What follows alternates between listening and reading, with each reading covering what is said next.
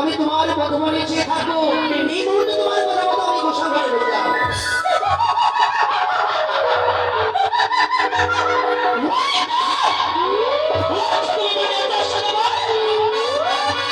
সামান্য মানব হইয়া তোমার বোঝাই বোঝানো ধর দেবীকে অপমান করলে তোমার কত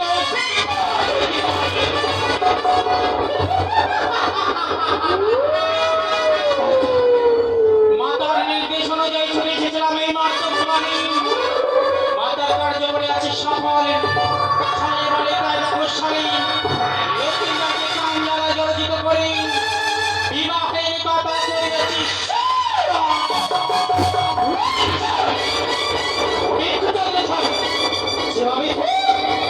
একদিনে তোমায় হতে হবে ধারার মাঝি মনস্যা পূজারী